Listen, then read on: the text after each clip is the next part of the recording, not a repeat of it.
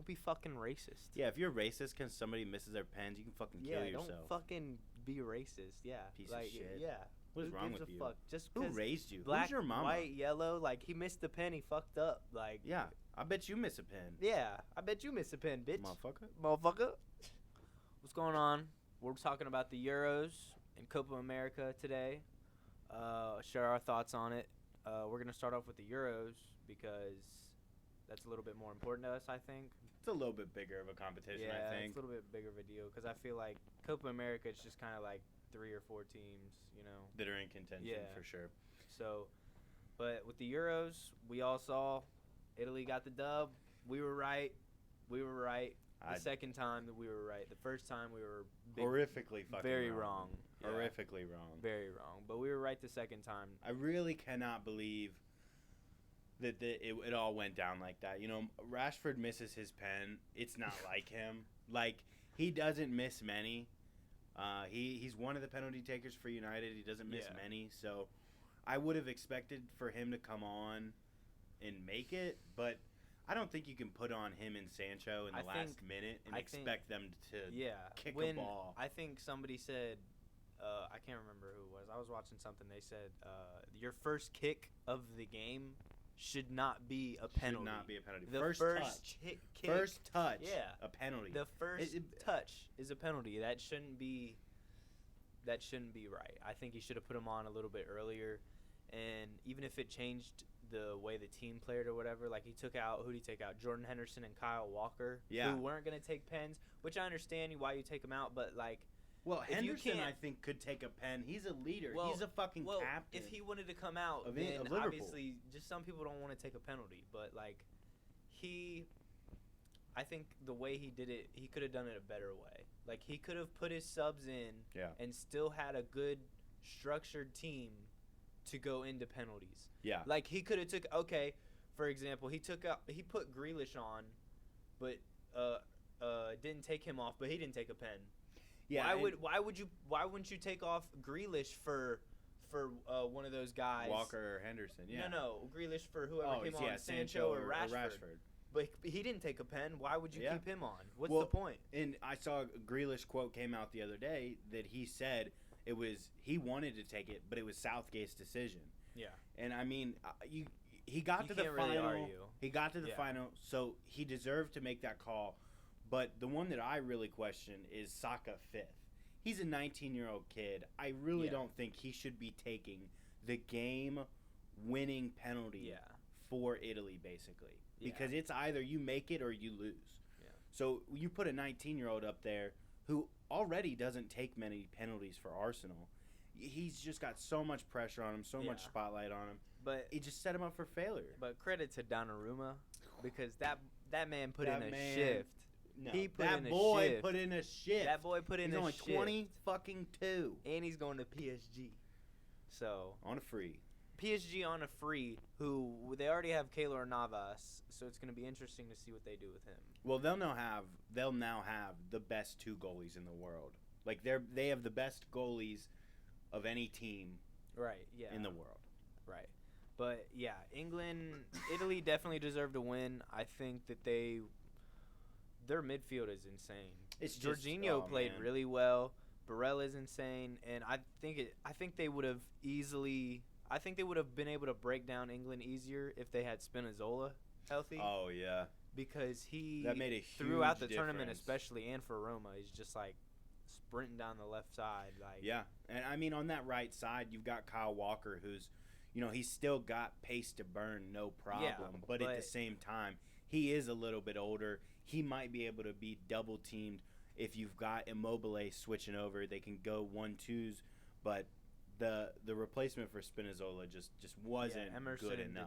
Emerson did not have a very good game in my opinion. I don't think Emerson doesn't even touch the ball for Chelsea. Yeah, I don't rate him. I don't know why he's even. There's really nobody else Italy could pick at left back, I guess. Yeah.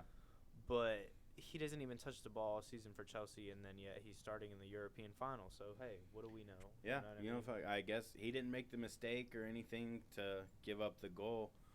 No, he did all right. I mean, but he's still, if you compare him to what Spinazzola had to offer, it's not even close.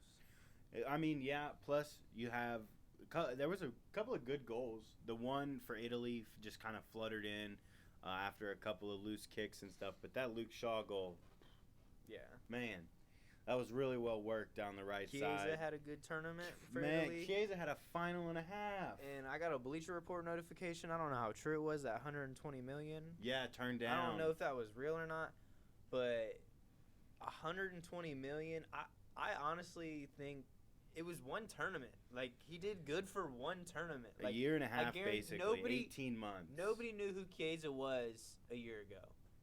And now he's going for 120 million. I think that's way too much right now. I think he had a crazy good tournament, really good player, but 120 million is so much money to bid for him, and I think it's crazy that they turned it down. Well, I mean, 120 million. You see what happened with Ousmane Dembélé, who he was really good for 18 months to a year. Exactly. Went for 160. Like, so and then what has he done since then? It's like crazy. Like Chelsea had I guess bidded that for him with only seeing him do good in just this tournament. Yeah, basically. But he had a crazy good tournament. Not discrediting that, but 120 million is a lot. Yeah, especially for a young kid like that, who you've only really seen for maybe 2 years. But I mean, all in all, I think the final was a really, really entertaining game. It was a good one of the best games for a neutral for sure. I mean, if you support England or Italy and they go to that penalty shootout, that's definitely a tough, it's nerve-wracking. Tough penalty shootout. It's gotta be. I mean, multiple misses. You just gotta feel Pickford went crazy. Both the goalies went crazy. Yeah, honestly, both goalies did really well, and a good tournament overall. Honestly, those were definitely the best two goalies in the tournament, and definitely the best two teams in the tournament, I think. But I still think that some of the Southgate's decision making wasn't the greatest. Yeah, it wasn't the greatest. It could definitely be questioned, and I think that's probably one of their weaknesses is him. But they have a lot of talent in that team, and I think they should have won. But Italy were just a whole nother level for real. Well, and Chiellini and Bonucci, man, they just know how to play defense. They just know how to defend. That's their bread and butter is defending. And especially when Chiellini about snatched Saka's soul out of his fucking body. Yeah, that was fucked up. That automatic yellow, man, that was. I mean, it's a smart play because Saka's got that whole right side to run.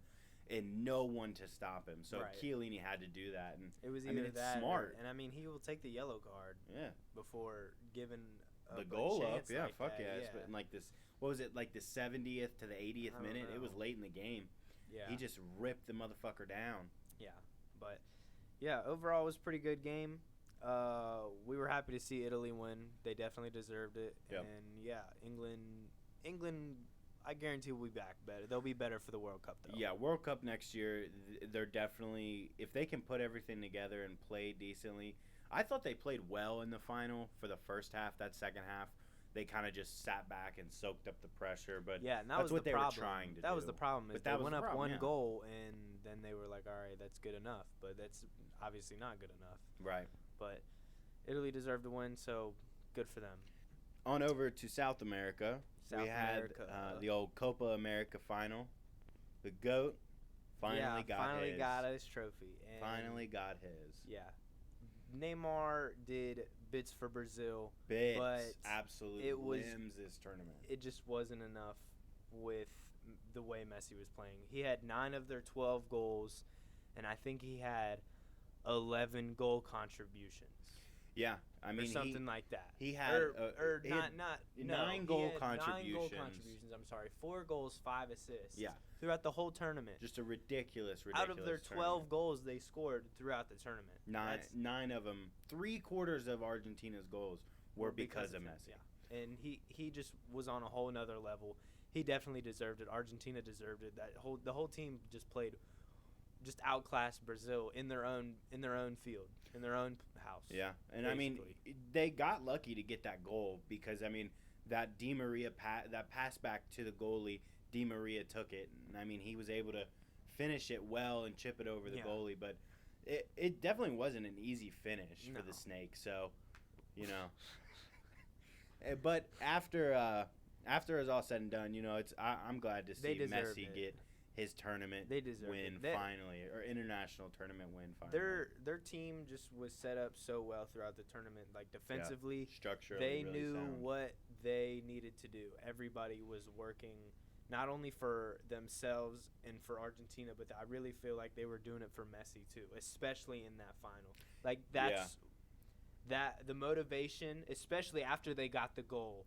They're like, all right, like everyone wanted to put in a shift for Messi. They wanted to win that for Messi. Absolutely. And seeing him after the game and how everybody just runs to Messi and everybody's crying and freaking out, like it was awesome. Everybody knew. As soon as that whistle went, automatic goat status. Automatic goat status. Doesn't matter.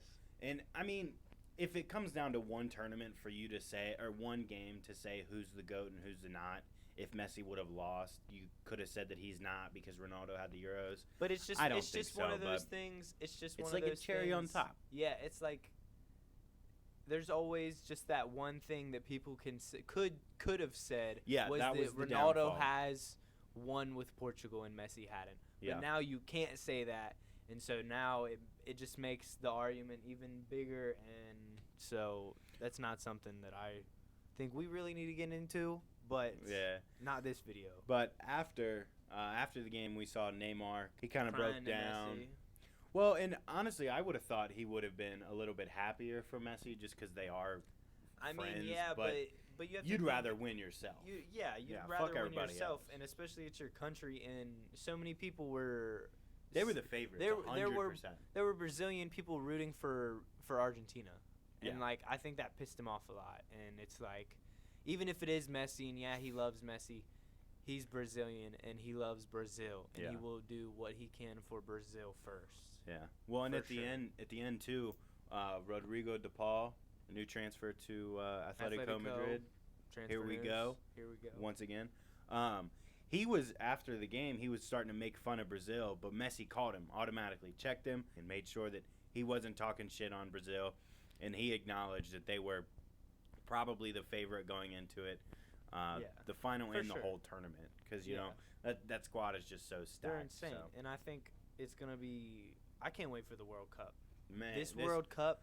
This is just a little appetizer with the way like France going out so early, and they're still gonna be way up there in the rankings. Argentina has to move up in the rankings. France is not gonna go away unanswered. They're gonna come back. They're gonna come back crazy. I think England will get better. I really think England will get better. I think Italy could get better too. Like the team that they have, they don't have a bunch of old heads. Like their defenders are, but in the World Cup's in a year. So in 1 year, Chiellini just signed a new deal, new extension. So he's there till next summer. I don't see why they wouldn't play in the World Cup. Yeah, with it only being a year away. Yeah. Now, if this was normal, if it was normal, 2 years later, maybe not. But next summer, I think Chiellini. Especially it's winter. It's in like 18, because it's in Qatar. Oh, okay. It's in. I believe it's in November or December of 2022. Well, but still, I mean, it's a year and a half. Winning it, especially with Italy winning this, I feel like it could go either way. Honestly, with Italy winning this, I feel like it would make him want to be a part of the World Cup squad. But also, you could look at it like he did win this, so he's like, all right, I'm cool. I don't but need to do anything else. I feel like both of them will stay. Yeah, I think so. On the team, and maybe I don't think they'll be able to perform at the level they did this tournament in the World Cup. Yeah, I don't think because they are getting older, and Chiellini does have a lot of injuries. But he was able to stay healthy for this tournament, and seeing him in the final, running up the left side of the field like a left back.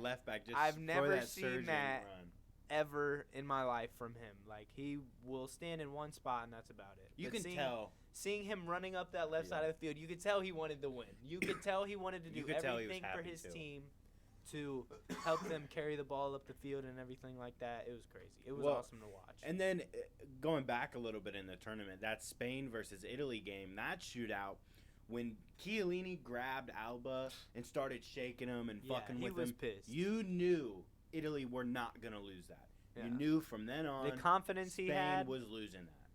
You don't go up to the Spain captain, Jordi Alba, laugh one of the best giggle, left backs in the world. Laughing in his face. before a penalty shootout. In the semifinals of the Euros.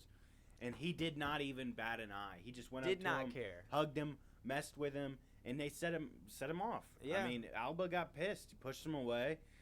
Chiellini started laughing. And they went up, and Italy won the shootout. Yeah, that's what happens when you mess with Chiellini. Yeah, the old lady. The old boy. But, speaking of the World Cup next year, just a quick shout-out. Pulisic and the boys, they're coming for you. They're coming for you. All right, guys, that's going to do it for us today. Let us know what your favorite parts of the tournament were. Give us a like, subscribe. We'll see you next time.